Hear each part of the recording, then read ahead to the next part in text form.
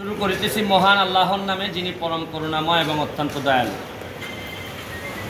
কোটা আন্দোলন, কোটা সংস্কারের আন্দোলন চলতেছে। আপনারা জানেন যে গতকালকেও বিভিন্ন জায়গায় মারামারি হয়েছে, আমরা অনেকেই নিউজে দেখছি।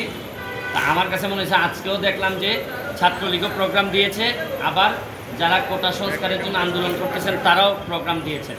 তো মোটামুটি দেখা যাচ্ছে যে একটা মারামারি অবধারিত। এই পর্যায়ে আমার কাছে মনে হয়েছে যে আমি একজন এমপি হিসাবে আমার কিছু কথা বলা দরকার।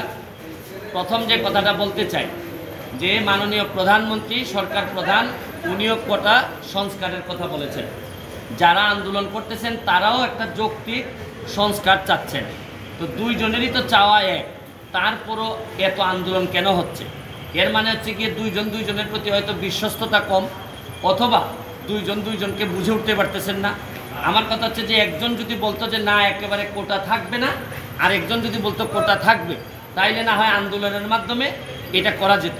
এখন প্রশ্ন হচ্ছে কি যে যারা প্রথমে আন্দোলন শুরু করছিলেন তাদের এই আন্দোলনকে অনেকেই আমরা যৌক্তিক মনে করছি, কিন্তু যখন এই আন্দোলনটাতে যখন রাজাকার স্লোগান চলে আসলো, যখন দেখা গেল যে সরকার বিরোধী, দেশ বিরোধী কিছু মানুষও এই আন্দোলনের সাথে জড়াই গেছে, তখন তো আর সরকার বসে থাকতে পারে না। তখন মনে হয়েছে যে এই আন্দোলনটাকে একটা সরকার বিরোধী আন্দোলনে, কোটা সংস্কারের আন্দোলন রেখে এটা একটা সরকার বিরোধী আন্দোলনের দিকে মনে হচ্ছে, এবং সরকার তাই মনে করতেছে, আমার এদের আচরণ দেখে মনে হইতেছে।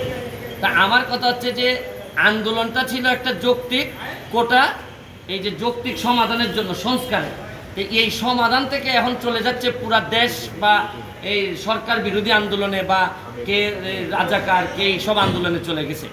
আমি যেটা বলতে চাই, এইখানে আরেকটি পক্ষ যুক্ত হয়েছে। এটা হচ্ছে গিয়ে যে এই কোটা সংস্কারের বিষয়টি আদালতের এখতিয়ার।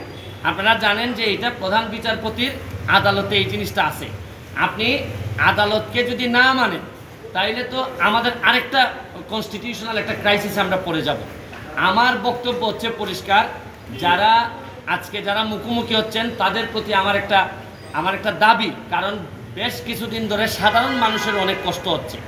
আমি বলছি না যে আপনাদের দাবিও যৌক্তিক, আমি বলতে চাচ্ছি যে আপনাদের এই দাবি আদায়ের যে প্রক্রিয়াটাকে আদালত পর্যন্ত একটু অপেক্ষা করা যায় কিনা। আদালত আগামী 1 মাসের মধ্যে এটা সমাধান দিবেন বলছেন। আমার একটা বক্তব্য হচ্ছে যে আপনারা আন্দোলন করতে পারবেন, আপনারা তো আজকে না করলে কালকে করতে পারবেন না, এরকম কোনো কথা আপনাদের কোথাও ছিল না। আপনারা আদালতটা দেখেন, মাননীয় প্রধানমন্ত্রী নিজেই কিন্তু কোটা বাতিল করে উনি কিন্তু এই আপনারা জানেন গেজেট প্রকাশ করেছেন, এটা কিন্তু উনিই করেছেন, এবং আমার বিশ্বাস উনি আবার একটা যৌক্তিক সমাধান উনি দিতে পারবেন।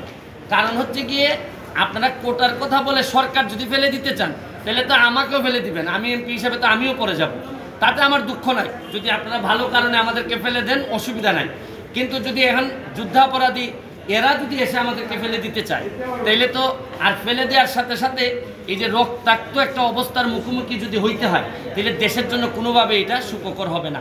আমার বক্তব্য হচ্ছে আপনারা অন্তত 1 মাসের জন্য এটাকে স্থগিত করেন, এবং প্রয়োজনে আমি আপনাদেরকে নিয়ে যারা কোটা সংস্কারের আন্দোলন করতেছেন তাদের যারা নেতৃবৃন্দ, তাদেরকে নিয়ে যারা আসলেই প্রকৃত ছাত্র তাদেরকে সাথে করে নিয়ে প্রয়োজনে আমি প্রাইম মিনিস্টারের সাথে বসে কথা বলবো, যাতে একটা যৌক্তিক সমাধান করা যায়। কারণ হচ্ছে গিয়ে আন্দোলন করে, মারামারি করে, এবং আরও একটা জিনিস দেখেন, আমি ছাত্রলীগের সাবেক নেতা ছিলাম, কর্মী ছিলাম। এখন জন্ম সনদ দিয়ে খোলো বিকাশ স্টুডেন্ট অ্যাকাউন্ট, নিজের বিকাশ নিজে কর।